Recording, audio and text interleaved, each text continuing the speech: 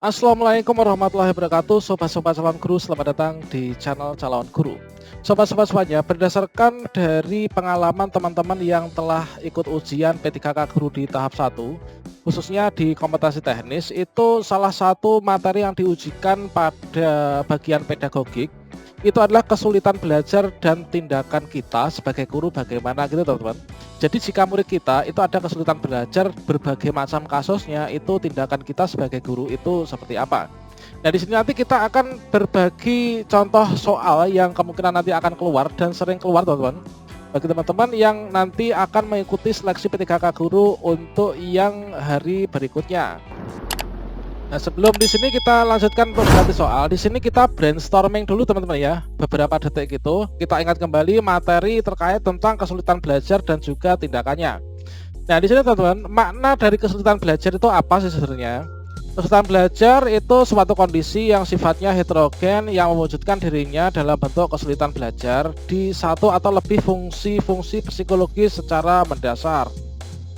Oke, berikutnya di sini kesulitan fungsi psikologis secara mendasar dapat berbentuk kesulitan dalam perkembangan dan kemampuan mendengar, berbicara, menulis, membaca, berpikir, dan berpikir kritis.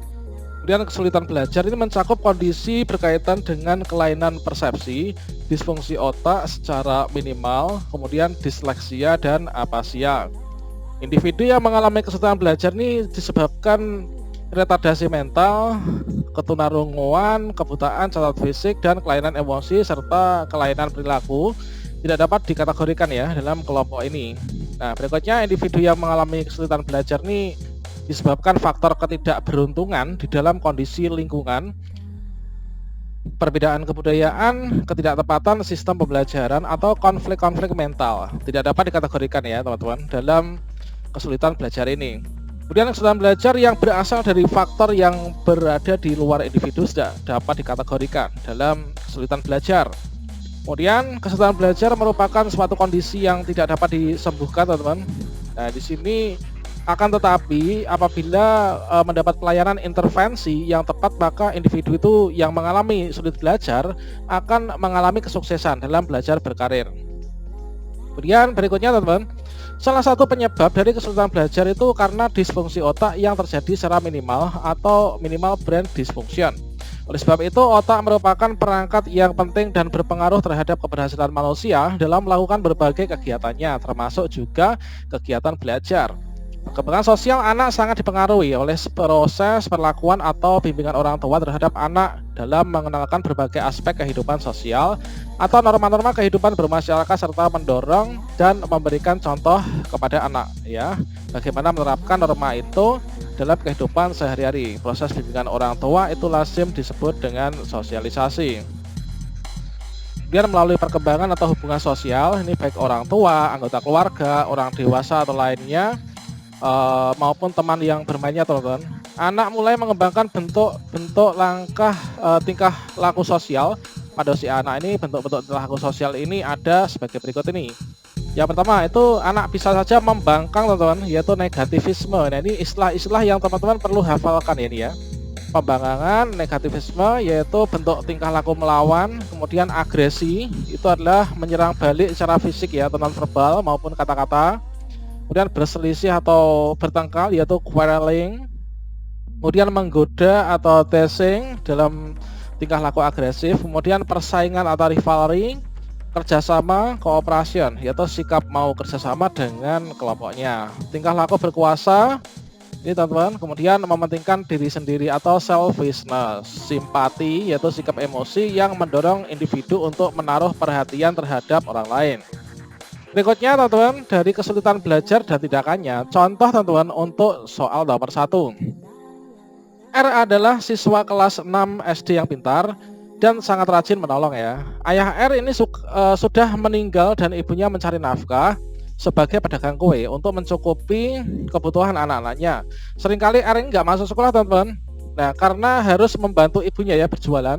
Sebagai guru yang sebaiknya kita lakukan ini apa? Apakah kita memberikan yang sebagai bantuan ya? Kita memberikan uang ini teman, uang sebagai bantuan secara sukarela setiap bulan, atau kita perbolehkan dia untuk sesekali saja nggak masuk Nah ini karena memberi kesempatan untuk dia menolong orang tua dalam bekerja, atau tetap tidak memperbolehkan dia untuk absen dan mengajak teman-teman guru untuk membantu keuangannya, atau memberikan penjelasan pada R bahwa aturan sekolah itu penting, serta mengarahkan apa yang sebaiknya dilakukan. Atau yang E, memberikan penjelasan pada R dan ibunya tentang arti penting dan aturan sekolah, serta mendiskusikan bersama tentang masalah yang dihadapi.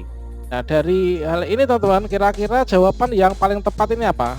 Nah jawaban yang paling tepat ini adalah yang E teman-teman. Nah ini jadi kini kita dengan kondisi yang seperti ini kita tidak baik kalau misalkan kita langsung memberikan bantuan bahkan setiap bulannya gitu ya. Ini teman-teman, jadi jawaban yang terbaik ini adalah memberikan penjelasan pada R dan ibunya tentang arti penting dan aturan sekolah.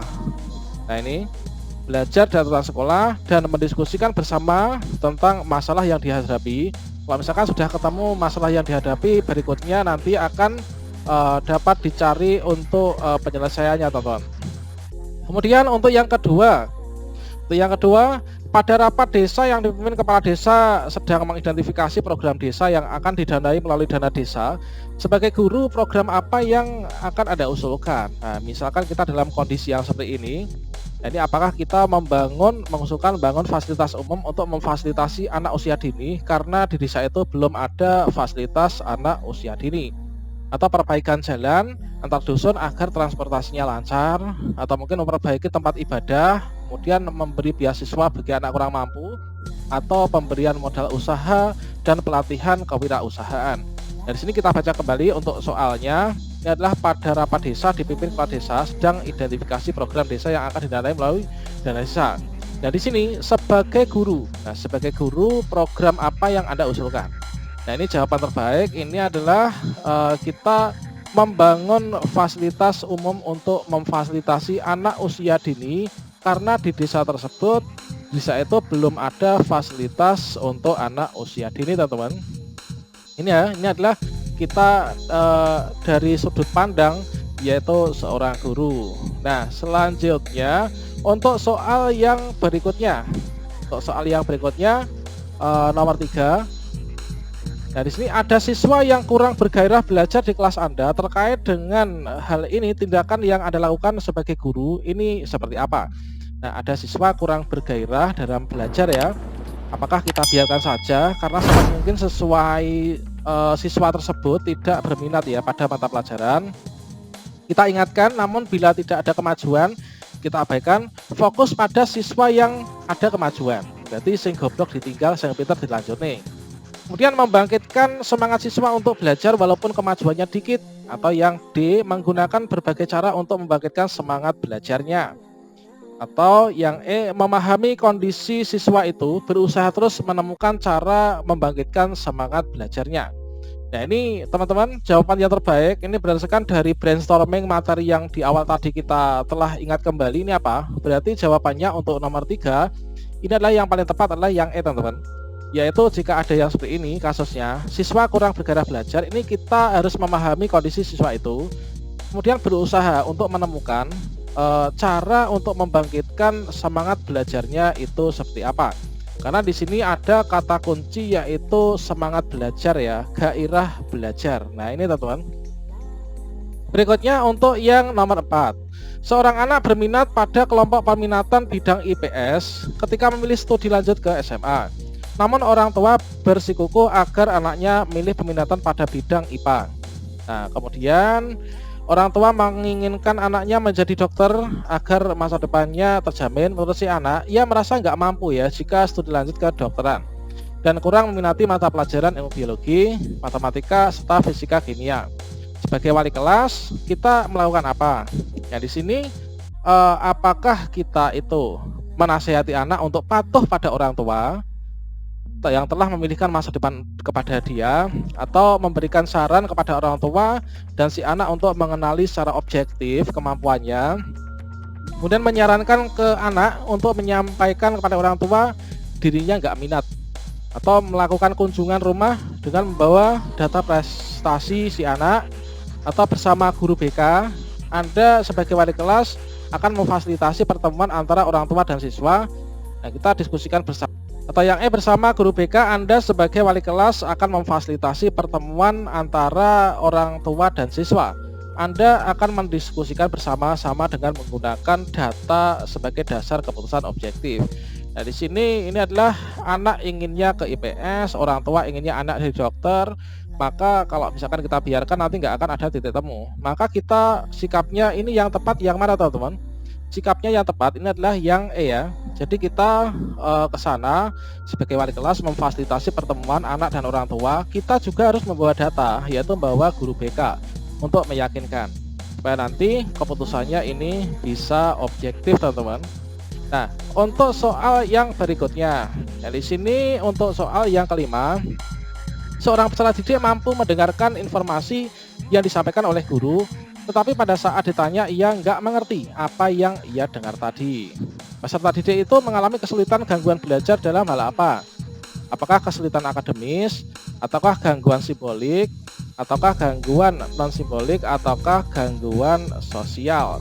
Nah, berarti di sini kalau misalkan ada kasus yang seperti ini, teman-teman, maka di sini dia tuh sebenarnya mendengarkan ya informasi yang disampaikan, tapi dia nggak ngerti apa sih yang dia dengarkan. Berarti di sini jawabannya apa? Yaitu gangguan simbolik, teman-teman.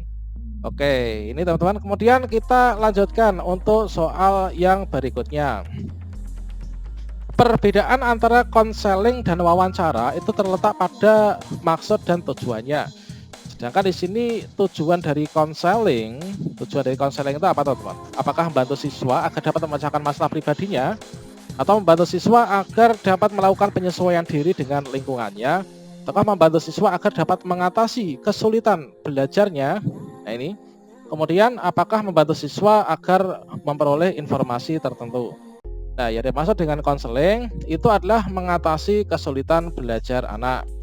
Nah, berarti di sini jawabannya untuk yang nomor 6 ini apa, teman-teman? Yaitu jelas, yaitu untuk membantu siswa agar dapat mengatasi kesulitan dalam belajarnya.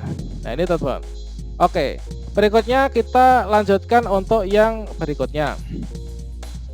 Untuk mengetahui keberhasilan belajar peserta didik, baik selama maupun setelah peserta didik mengikuti pembelajaran tertentu, dapat dilihat melalui pengamatan keaktifan peserta didik dalam bekerja sama atau wawancara tentang kesulitan-kesulitan yang dihadapi peserta didik selama mengikuti pembelajaran.